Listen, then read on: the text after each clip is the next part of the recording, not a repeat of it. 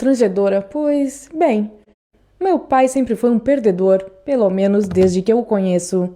Eu sempre senti que havia algo errado com a minha família. Minha mãe sempre foi o homem da casa. Ela era responsável por tudo e meu pai jamais discutia com ela. Outra coisa, minha mãe era a principal provedora.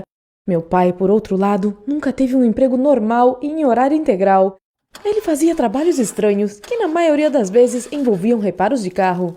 Aparentemente, isso não dava muito dinheiro, e minha mãe discutia muito com ele por causa disso. Com o tempo, as críticas dela se tornaram intoleráveis até para mim. Pode até parecer que a minha mãe fosse algum tipo de monstro, mas eu não a culpava, pois sabia que ela se matava de trabalhar para tentar pagar as contas. Mas mesmo assim, eu não suportava ver ela dando bronca no meu pai. Então, geralmente eu saía de casa e dava uma volta por aí com os meus amigos. Naquela época, minha aparência era diferente. Cabelo roxo, roupas escuras, piercings. Hoje, eu posso dizer com certeza que eu estava em má companhia. E não era por causa do cabelo tingido, dos piercings ou das tatuagens. Era por causa da mentalidade desses amigos. Meus amigos não se importavam com nada. Alguns deles até tinham abandonado a escola. E o pior é que eu estava ficando igual a eles. Comecei a matar aula e a ter problemas com outros alunos também. Um dia, quando minha mãe estava brigando com meu pai de novo, ele se virou, pegou as coisas dele, que não eram muitas, e saiu de casa. No começo, eu e minha mãe achamos que ele voltaria, e o tempo passou, mas meu pai não voltou. Eu fiquei com muita pena dele, pois sabia que ele não conseguiria se virar sozinho. Mas o problema é que ele nem tentou. Ele se inscreveu para receber um auxílio-desemprego e alugou uma kitnet perto da minha escola. Depois disso, eu me senti horrível, principalmente quando eu vi os pais dos meus vizinhos e dos meus colegas com suas carreiras, hobbies e planos para o futuro.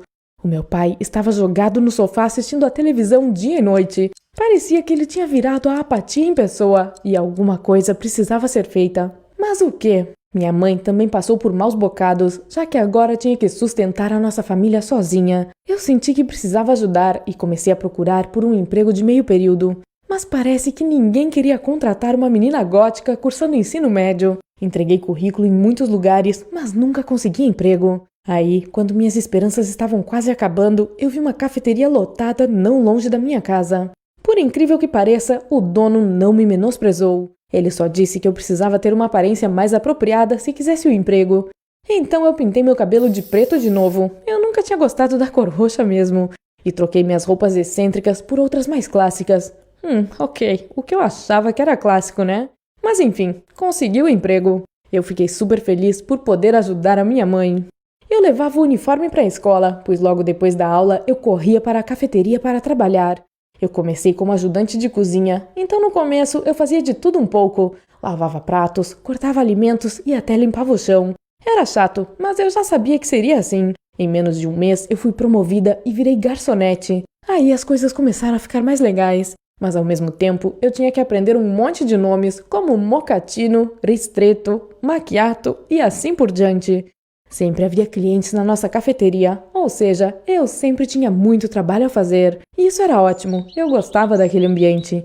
Além disso, meu patrão era incrivelmente generoso, calmo e inteligente também.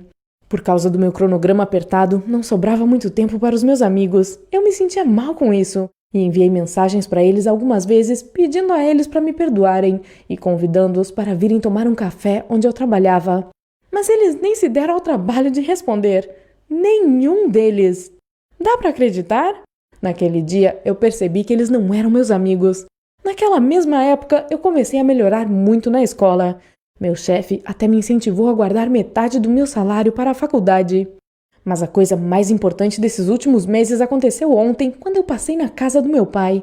Nós estávamos assistindo a um programa de TV e o apresentador perguntou a uma garotinha: "Como você quer que o seu futuro marido seja?" E a garota respondeu: "Como o meu pai." Quando meu pai virou para mim e fez a mesma pergunta, sorrindo, eu hesitei. Ele esperava que eu dissesse algo parecido com o que a menina tinha dito, mas eu não consegui. Eu só fiquei lá sentada, em silêncio. Naquele momento, meu pai mergulhou em seus próprios pensamentos. Eu não queria chatear ele, mas não poderia mentir. Aí eu quis ir embora, pois não queria ver meu pai sofrer. E quando eu estava prestes a levantar para sair, meu pai levantou a cabeça, olhou para mim e disse: "Agora eu entendo."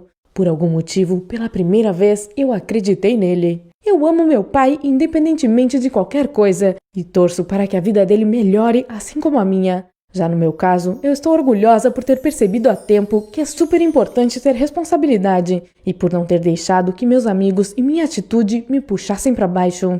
Compartilhe esse vídeo se você conhece alguém que precisa de um alerta para mudar de vida. Eu ficaria muito feliz se esse vídeo ajudasse alguém a entender alguma coisa importante. Por favor, inscreva-se se você